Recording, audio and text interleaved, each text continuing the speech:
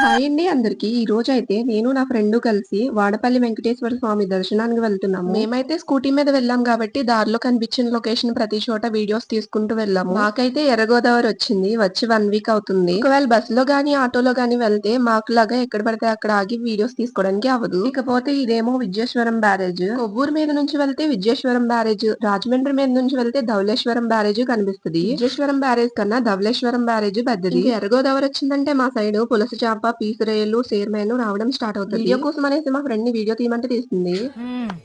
సరిపోయారు ఇద్దరును.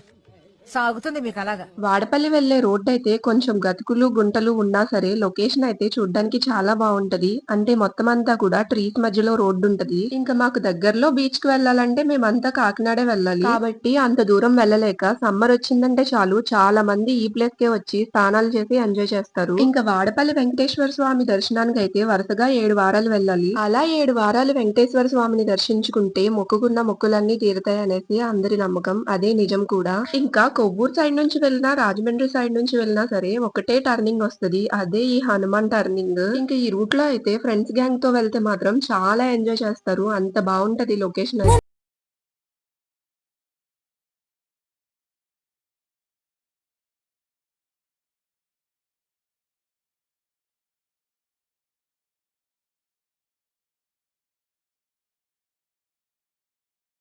వాడపల్లి దగ్గరకొచ్చేసాము. ఎవరైనా వాడపల్లి వచ్చే వాళ్ళు మెయిన్ గా గుర్తుంచుకోవాల్సింది ఏంటంటే క్యాష్ ఖచ్చితంగా తెచ్చుకోవాలి. ఎందుకు అంటే అక్కడ సిగ్నల్స్ అస్సలు ఉండవు. ఇంకా ఫోన్ పే, గూగుల్ పే లాంటివి అక్కడ పనిచేయవు కాబట్టి క్యాష్ ఖచ్చితంగా తెచ్చుకోవాలి. అది వచ్చేసి అన్న సన్నారాధన కోసం పెద్దగా హాల్ ఒకటి కడుతున్నారు. నేనైతే బండి పార్కింగ్ చేయడానికి వెళ్తున్నాను. పార్కింగ్ టికెట్ కాస్ట్ వచ్చేసి 15 రూపీస్. ఇంకా పార్కింగ్ లోనే మాకైతే అర్థమైంది ఈ రోజు అస్సలు ఖాళీ లేదనేసి. ఎందుకంటే అన్ని ఎక్కువ వెహికల్స్ ఉన్నాయి అక్కడ.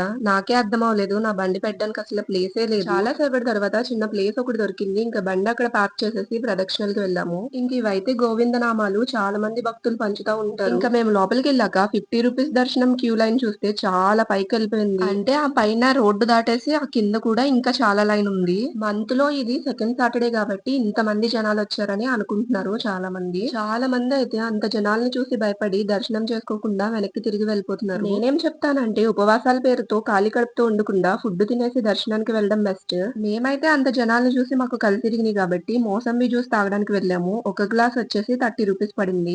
ఇంకా జ్యూస్ తాగేసిన తర్వాత ప్రదక్షిణలు చేయడానికి వెళ్దామని డైరెక్ట్ గా ప్రదక్షిణలు చేయడానికి వెళ్ళిపోయాము. ఇంకా ఫొటోస్ తీసుకున్నా, వీడియోస్ తీసుకున్నా బయట సైడే తీసుకోవాలి. ఎందుకంటే ఒకవేళ లైన్ లోకి తీసుకెళ్ళినా సరే ఫోన్ కౌంటర్ వాళ్ళు అక్కడ కాసుకుని కూర్చుంటారు మొబైల్ తీసుకోవడానికి. ఇంకా ఫోన్ టికెట్ కాస్ట్ వచ్చేసి ఒక్కొక్క ఫోన్ కి 5 రూపీస్ తీసుకుంటారు. ఇదైతే 200 రూపీస్ దర్శనం టికెట్ కౌంటర్. ఒక గంట వరకు మొత్తానికి ఆపేశారంట. ఎందుకంటే అంత ఎక్కువ ఫ్లోటింగ్ ఉంది ఈ రోజు. ఇదైతే తులాభారం కౌంటర్. అంటే స్వామివారికి చాలా మంది బియ్యం ఇస్తామని మొక్కుకుంటారు కదా, బియ్యం ఇక్కడ ఇచ్చేవచ్చు. ఇంకా మేమైతే ప్రదక్షిణలు అయిపోయాక మొబైల్ కౌంటర్ లో ఇచ్చేసి దర్శనానికి వెళ్ళిపోయాము.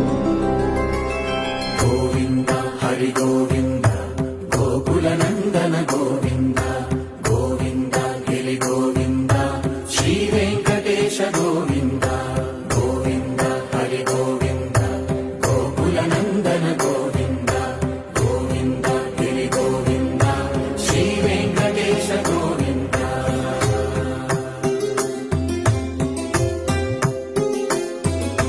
భృగుముని పూజిత ఇంకా దర్శనం అయిపోయాక మొబైల్ తీసుకుని ఒక ఇంటి దగ్గర కాసేపు కూర్చున్నాము. తర్వాత రిటర్న్ వచ్చేటప్పుడు అక్కడ షాప్స్ అయితే చాలా ఉంటాయి కాబట్టి కొంచెం షాపింగ్ అది చేసుకున్నాము. అంటే చైన్స్, ఇంకా ఇయర్ రింగ్స్, రబ్బర్ బ్యాండ్స్ కొనుక్కున్నాము. ఇంకా వెళ్ళేటప్పుడైనా వచ్చేటప్పుడైనా ఆత్రేయపురం మీద నుంచే వెళ్తారు. ఆత్రేయపురం అంటే అందరికీ తెలిసిందే కదా, పూతరేకులకి ఫేమస్. ఆటోలో వెళ్లే వాళ్ళైతే ఆటో డ్రైవర్స్ ఆ ప్లేస్ కి వచ్చిన వెంటనే పూతరేకులు కొనుక్కోవడానికి ఆపుతారు. ఇంకా బస్ అయితే అక్కడ వాళ్ళు పూతరేకులు బస్ లోకి తీసుకొచ్చి అమ్ముతారు. ఇంకా మేమైతే స్కూటీ మీద వెళ్ళాం కాబట్టి లైవ్ లో పూతరేకులు చేపించుకుని వీడియో కూడా తీసుకున్నాము. ఇంకా వీటి కాస్ట్ విషయానికి వస్తే ఒక్కొక్క పూతరేకు బాక్స్ ఒక్కొక్క కాస్ట్ ఉంటది. అంటే బెల్లం పూతరేకులు ఒక కాస్ట్ ఉంటది, పంచదార పూతరేకులు ఒక కాస్ట్ ఉంటది. ఇంకా బెల్లం పూతరేకుల్లో కూడా డ్రై ఫ్రూట్స్ ఎక్కువ వేసిన పూతరేకులు అయితే బాక్స్ వచ్చేసి 200, 300 ఉంటది. నార్మల్ అయితే 100 రూపీస్.